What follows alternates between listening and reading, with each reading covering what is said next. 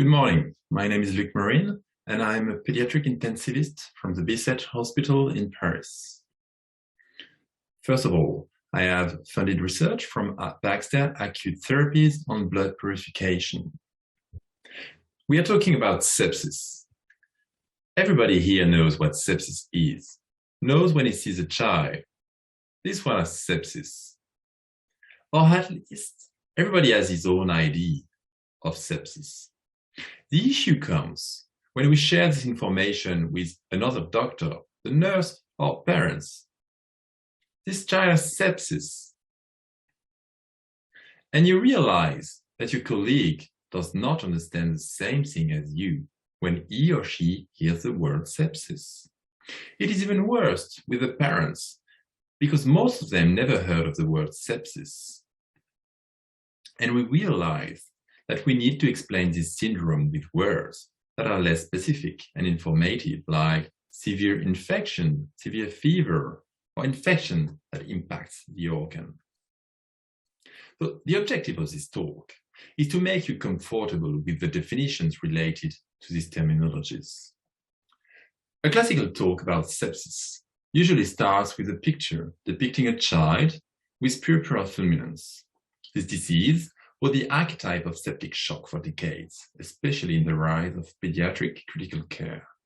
This poor child has many organ dysfunction and is entitled to be terms like sepsis and in septic shock. Although the burden of sepsis has increased over the last years, in high-income countries like France, the incidence of purpura fulminans is very low. The usual suspect of sepsis nowadays has more chance of having a chronic disease, being immunocompromised, or being treated for cancer. Why do we need a definition? In the sepsis syndrome, there are different entities. And the further you are to the right of this slide, the higher the mortality associated is. In your daily clinic, you will wonder if a child has an infection, and if yes, is that an invasive infection for which you can start an antibiotic? You will rely on a myriad of signs or lab values and use your clinical reasoning skills to diagnose pneumonia or a urinary tract infection and start antibiotics. By doing that, you will most probably avoid deterioration in your child. The impact a single medication has early on in sepsis is massive. You may not need any other treatment for this child. Now imagine the child we have seen previously with purpura fulminans. A simple shot of cefotaxime will surely not be all he needs. This child with septic shock requires more aggressive treatments. A definition aims at helping the clinician diagnose sepsis as early as possible, because we know that when you are treating early, you won't need to treat much. But where do we stand in terms of definition? In 2002, a group of adult intensivists united to revise the first definition of sepsis and septic shock, and in 2003, the sepsis 2 definition was published by this group.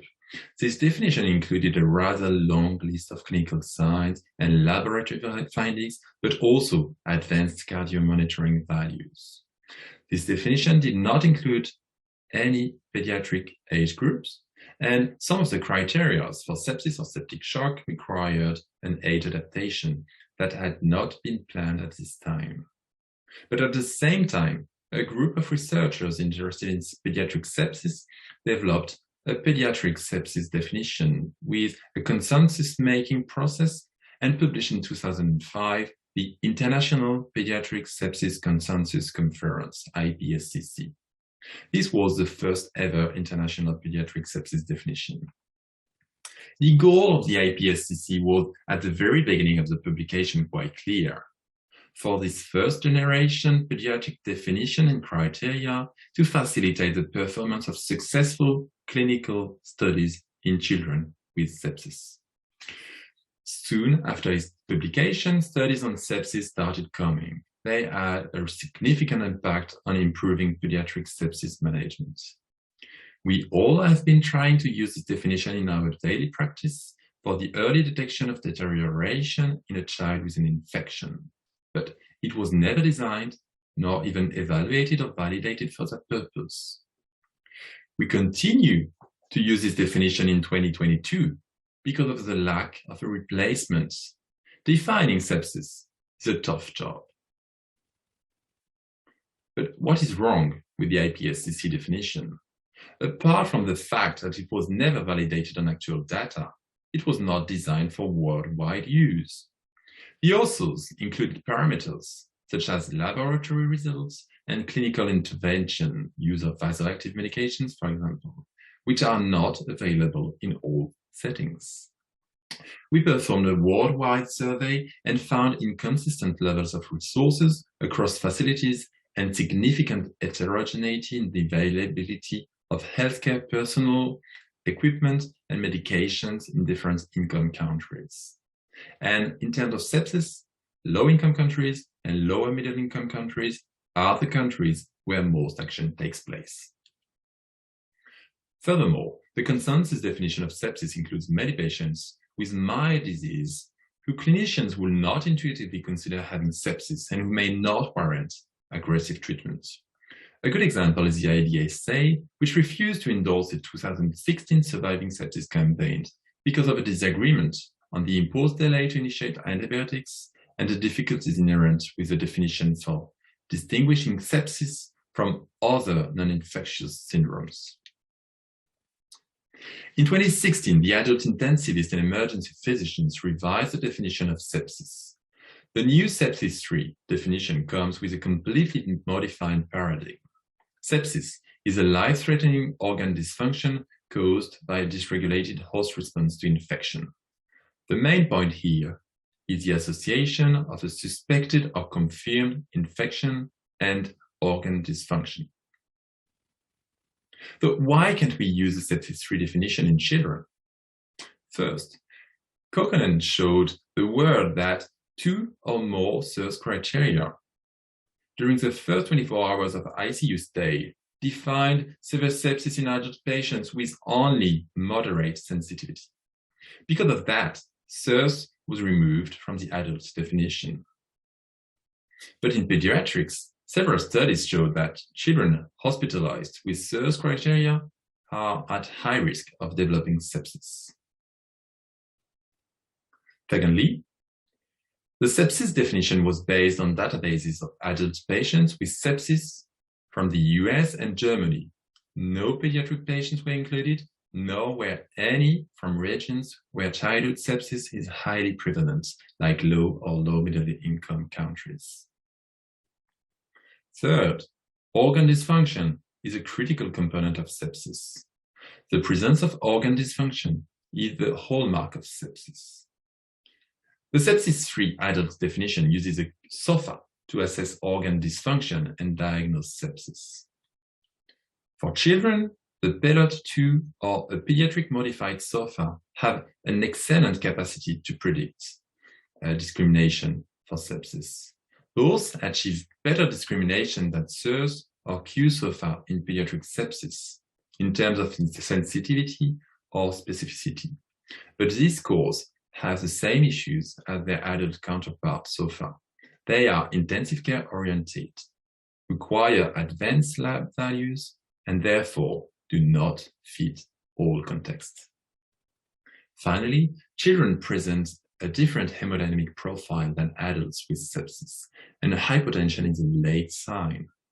Suppose the presence of hypotension is included in the pediatric sepsis definition, as it is in the QSOFA for adults. In that case, only those patients with the advanced stages of disease will be identified. Recently, the SCCM convened the Pediatric Sepsis Definition Task Force to evaluate, develop, and validate criteria for identifying sepsis in children. The first part of this work was a meta-analysis of criteria for pediatric sepsis. This work revealed that several markers of organ dysfunction had strong associations with outcomes of interest among infected and septic patients. This supports their inclusion in the data validation phase of the Paediatric Sepsis Definition Task Force. Now, remember what happens if you fail to treat your patient early or he presents late to the hospital. He might evolve into refractory septic shock. Look at the 2017 ACCN clinical guidelines for hemodynamic support of neonates and children with septic shock. You have the word refractory on 2 occasions, defined a fluid refractory shock, which most of us will now categorize as septic shock, a shock refractory to 40 to 60 ml per kilo. And at the bottom of the algorithm comes the second iteration of the word refractory. This shock is refractory to vasopressors, inotropes, and steroids, and is not explained by pericardial effusion or pneumothorax. The interpretation of the algorithm varies greatly among physicians, as some will consider a child with noradrenaline support of 0.2 mic per kilo per minute as refractory. In contrast, others, like myself, might further increase the vasopressor support without overthinking it. So in 2016, the ESNIC formed a task force to define pediatric refractory septic shock. And we followed a 3-step process. First, physicians from ESNIC interested in the field of sepsis selected essential items for the definition through a Delphi process. The importance of an increased lactate, high vasoinotropic score, and the presence of septic cardiomyopathy was determined during this process. These criteria were validated and weighted in a model on a development population, and 2 scores were crafted to diagnose refractory septic shock in children. This definition was tested on a multicentric cohort of children with septic shock and proved to have excellent discrimination for mortality. The 12% of patients diagnosed with refractory septic shock had a mortality of 55%, whereas those without had a mortality rate of less than 2%. These scores were later prospectively validated on an external cohort of patients. And you want to identify these patients as early as possible. The post-hoc validation of this definition found that the best interval for prognostication was just after the 12th hour of septic shock management. Only when you have correctly identified your patients as having a high risk of mortality can you offer them aggressive treatment.